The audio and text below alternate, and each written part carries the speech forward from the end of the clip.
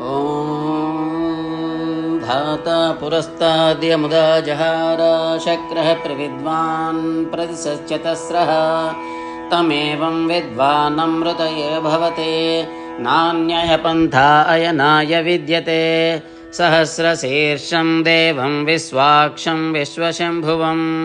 विश्वं नारायणं देवमक्षरं परमं पदं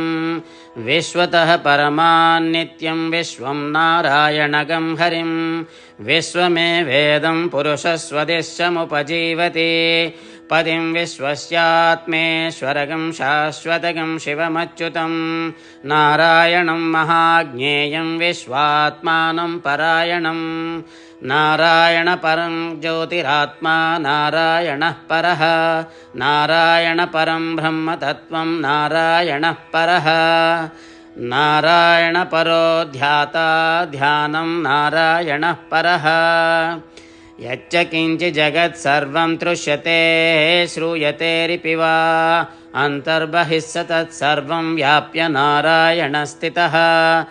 अनन्तमव्ययं कविगं समुद्रयन्तं विश्वशम्भुवं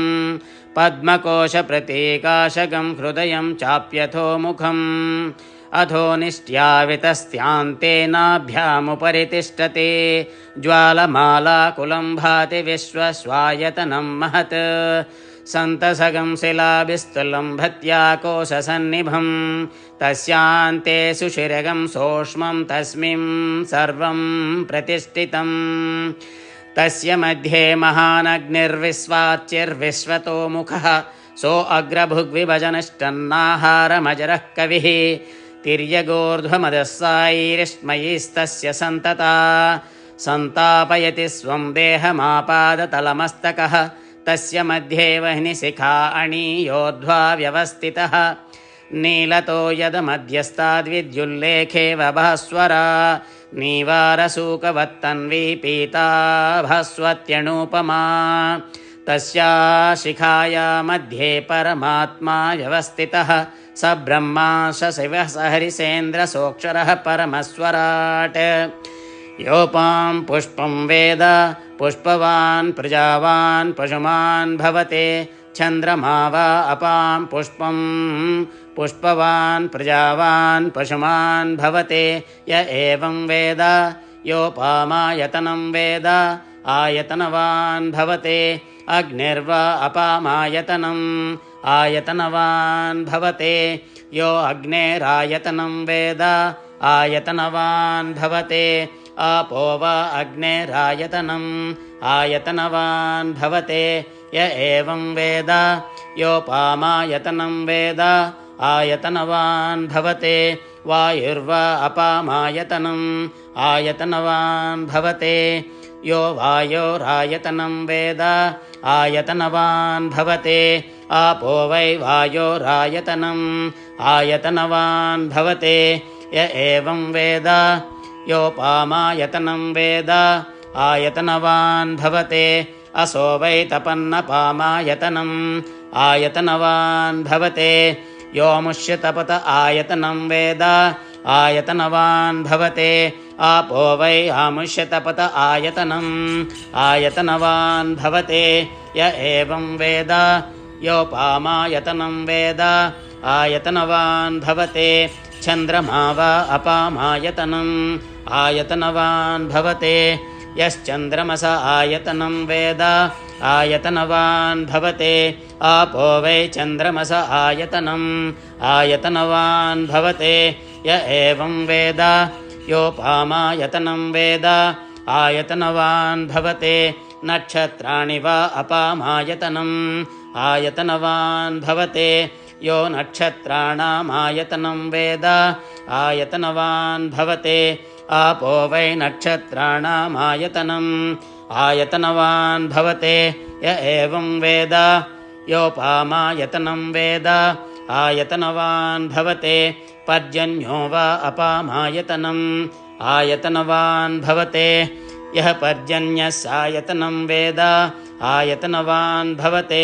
आपो वै पर्जन्यस्यायतनम् आयतनवान् भवते य एवं वेद योपामायतनं वेद आयतनवान् भवते संवत्सरो वा अपामायतनम् आयतनवान् भवते यः संवत्सरस्यायतनं वेद आयतनवान् भवते आपो वै संवत्सरस्यायतनम् आयतनवान् भवते य एवं वेद योऽप्सुनावं प्रतिष्ठितां वेद प्रत्येव तिष्ठति किं तद्विष्णोर्बलमाहुः का दीप्तिः किं परायणम् एको यद्धारयद्देवः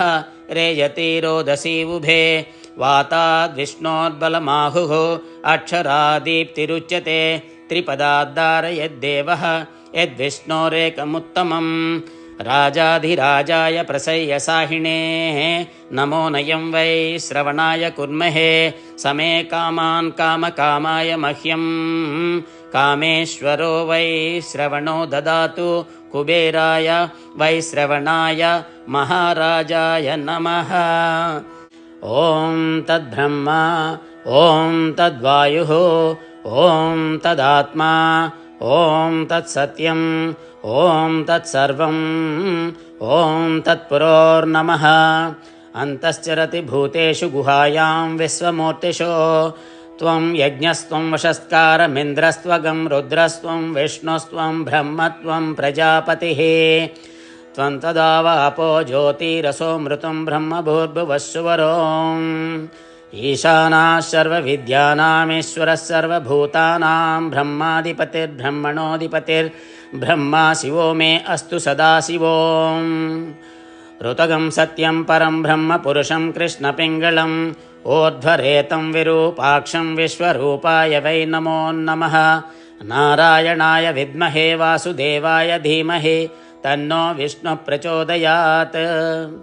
तत्पुरुषाय विद्महे महादेवाय धीमहि तन्नो रुद्राः प्रचोदयात्। हरि ओम्।